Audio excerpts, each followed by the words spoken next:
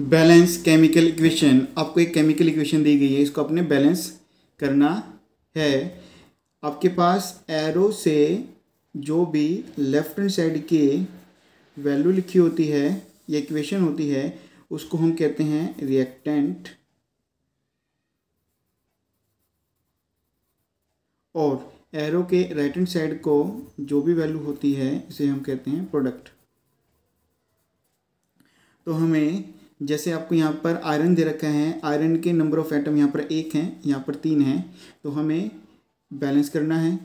और हाइड्रोजन के number of atom आपके पास यहाँ 2 हैं, यहाँ पर 2 हैं, ऑक्सीजन के यहाँ पर 1 है, यहाँ पर 4 हैं। तो आपको साफ साफ दिख रहा है कि आयरन और ऑक्सीजन आपके पास अनबैलेंस हैं, हमें इस केमिकल इक्वेशन को बैलेंस करना है। इसके लिए आपको 3 स्टेप करने हैं। सबसे पहले आपने बनाना है एक टेबल। टेबल के अंदर आपने ढूंढने हैं मैक्सिमम नंबर ऑफ एटम किस एलिमेंट के हैं, फिर आपने मल्टीप्लाई कर देना है जो कि आपके पास कोरस्पॉन्डिंग वैल्यू होगी। अगर तीनों स्टेप करने के बाद भी आपके पास इक्वेशन बैलेंस नहीं आती है तो इसी स्टेप को आपने रिपीट कर देना है। तो सबसे पहले बनाते हैं हम टेबल। टेबल बनाने के लिए आपको लिखना है एलिमेंट, फिर आपने लिखना है लेफ्ट हैंड साइड के एटम, फिर आपने लिखना है राइट हैंड साइड के एटम। एलिमेंट आपके पास सबसे पहले है आयरन, तो यहाँ पर मैं Fe लिख देता हूँ।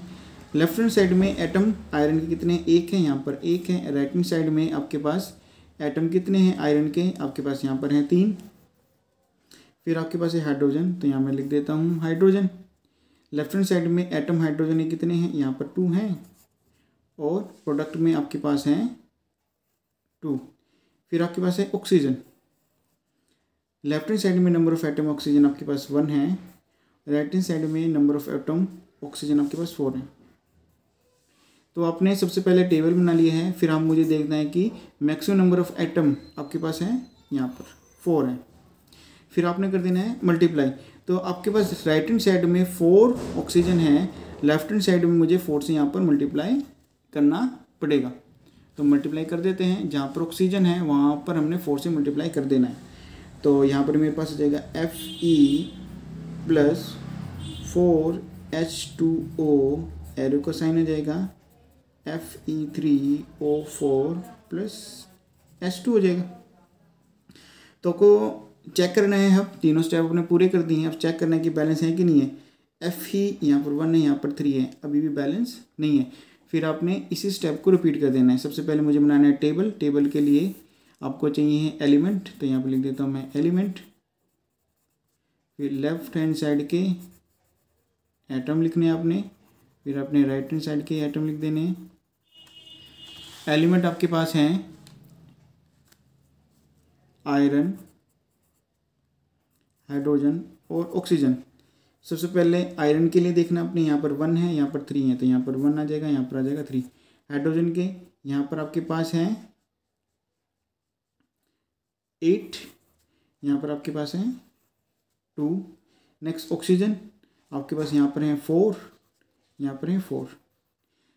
मैक्सिमम आपने एटम देखने, मैक्सिमम नंबर ऑफ एटम आपके पास है हाइड्रोजन के पास यहाँ पर है, यानी कि राइट हैंड साइड में मुझे यहाँ पर 4 से मल्टीप्लाई कर देना है जहाँ पर आपके पास हाइड्रोजन है। तो यानी इस पूरी वैल्यू को मैंने 4 से मल्टीप्लाई करना है। तो इसको हम दोबारा लिख लेंगे Fe प्लस 4H2O, एरो का साइन आ जाएगा Fe3O4, यहाँ पर मेरा आ जाएगा 4H2। अभी भी चेक कर लेते हैं कि बैलेंस है कि नहीं है। तो Fe यहाँ पर 1 है, यहाँ पर 3 है, अभी बैलेंस नहीं है। तो इन्हीं स्टेप को हम फिर से रिपीट कर देंगे। तो हम जब रिपीट करेंगे तो हमें टेबल बनाना है। सबसे पहले पहला स्टेप है लेफ्ट हैंड साइड के एटम लिखना है और राइट हैंड साइड के एटम लिख देना है। एलिमेंट आपके पास हैं Fe, हाइड्रोजन और ऑक्सीजन। Fe यहाँ पर 1 है, यहाँ पर 3 है, यहाँ पर 1 आ जाएगा, यहाँ पर आ जाएगा 3। हाइड्रोजन यहाँ पर 8 है, यहाँ पर भी 8 है, तो यहाँ पर 8 आ जाएगा, यहाँ पर 8 हो जाएगा। ऑक्सीजन यहाँ पर 4 है, यहाँ पर भी 4 है। अब आपने देखना है कि मैक्सिमम नंबर ऑफ एटम आपके पास हैं 3, तो मैंने मल्टीप्लाई कर देना है यहाँ पर 3 से, तो ये हो जाएगा बैलेंस। तो इसी इक्वेशन को हमने यहाँ 3 से मल्टीप्लाई करना है। यहाँ मेरे पास आएगा 3Fe प्लस 4H2O, एरो का साइन आ जाएगा Fe3O4 प्लस 4H2। तो हम अब चेक कर लेते हैं। आयरन के नंबर ऑफ एटम हैं लेफ्ट हैंड साइड में 3, यहाँ पर भी 3 हैं। हाइड्रोजन के नंबर ऑफ एटम है यहाँ पर आपके पास 8 हैं, यहाँ पर भी 8 हैं। ऑक्सीजन के नंबर ऑफ एटम आपके पास 4 हैं, तो यहाँ पर भी 4 आपके पास। तो यही है आपका आंसर, यही है आपकी बैलेंस केमिकल इक्वेशन।